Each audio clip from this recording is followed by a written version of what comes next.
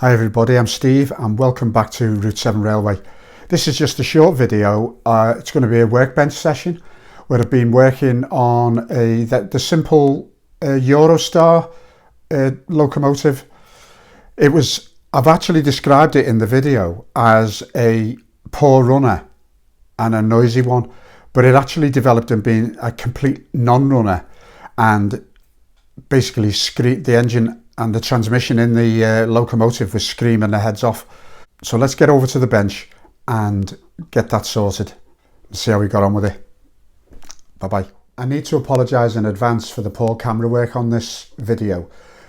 I didn't realise while I was filming it that the actual camera is off centre, but fortunately you can still see all the actual work that I've been doing on the locomotive, and I managed to zoom in digitally and reframe it so you can actually see it better. So bear with me on this one, but you still see the actual job getting done. Thank you.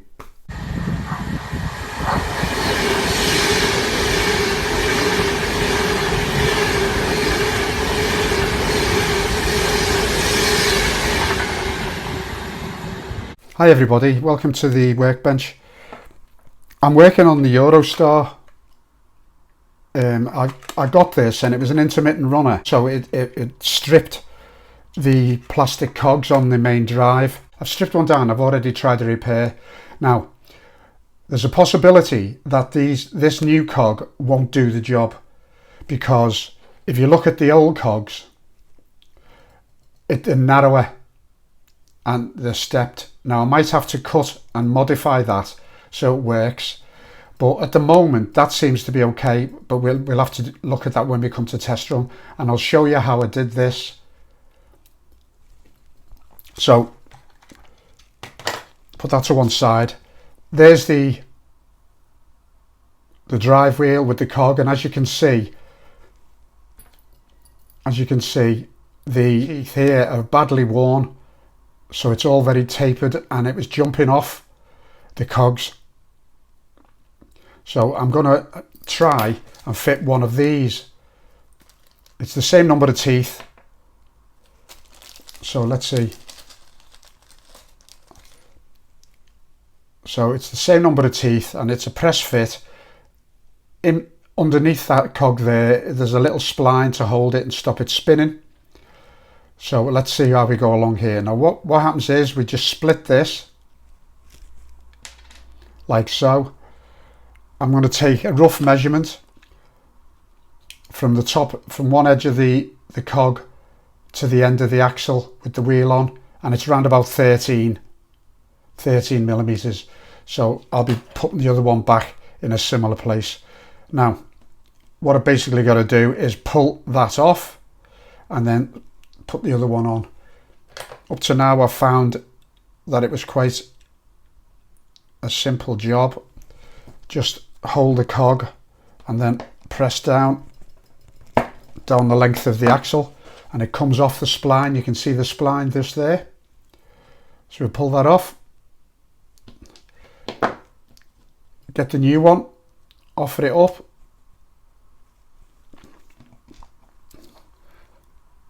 I'm using the mat as a solid base to press on.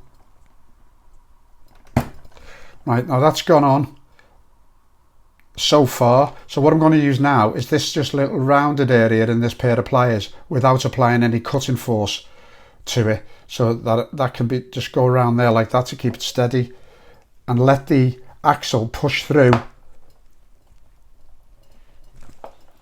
in between the pliers jaws. Now that's gone on, but it's not gone on far enough. I'll just go through the motions of doing a measurement there. 16, so I've got about another 3.5 mil to go.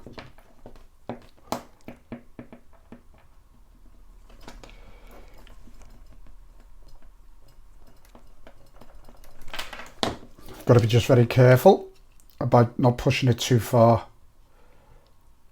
14, a little bit more.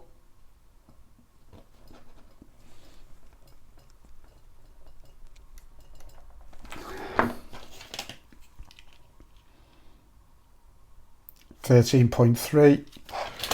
It's getting a bit fine now. So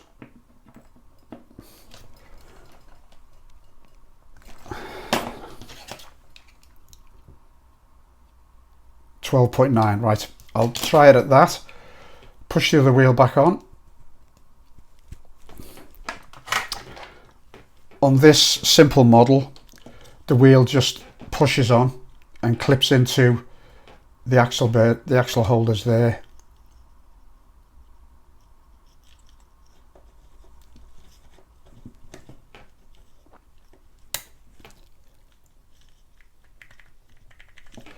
I don't know whether the spiral cog and this wider cog is going to bind up in some way.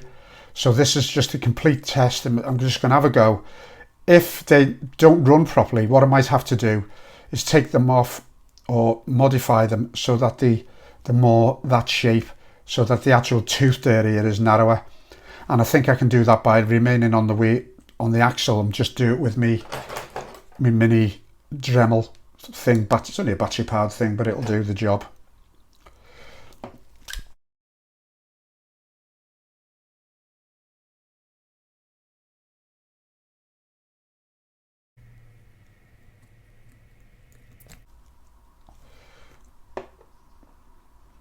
Right, so what I'll do now is I'll just put some power into the loco and see if they spin.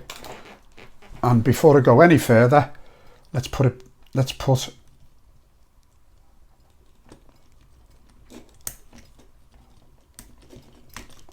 on the right way so that the two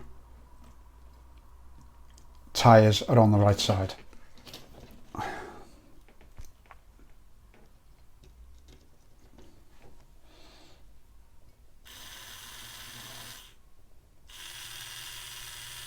That seems okay. Now they are spinning and I've lubricated them.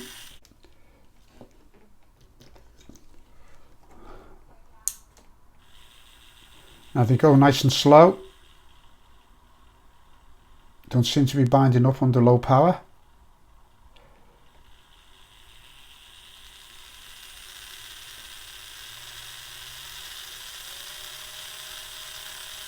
That's full whack.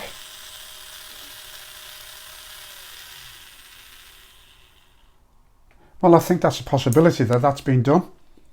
So what I'm going to do is I'll box the train back up together and I'll take it down to the track and I'll film that. An intermittent runner and a poor runner at that, all sorted. I got these, they were only a few quid, but it's very important that you get the ones with the right number of teeth on. I'm just trying to remember whether this was 11 or 12, one of those. But that looks like it could be a repair, a result, as I would say. So I'll speak to you later and we'll see how it runs on the track. Okay, let's get this train running.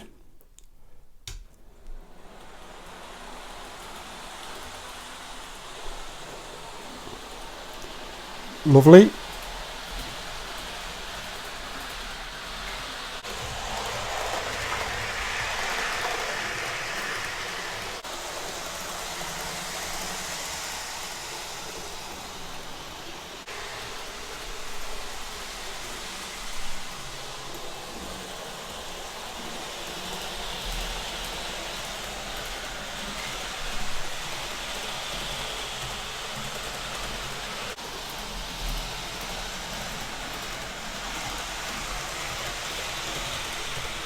So, up and running, a repair that's gone really well, excellent. And that's another train back on the rails. Made up with that, another good fix. Hi and welcome back again. Now that was great. It was a fix I've never done before, but it worked out really well. The train and the loco, the whole thing is running really sweetly, and it's like I bought one. It's like brand new. So I'm really pleased with that. So watch out for some more workbench sessions in the future, and I'll see you soon. Bye bye.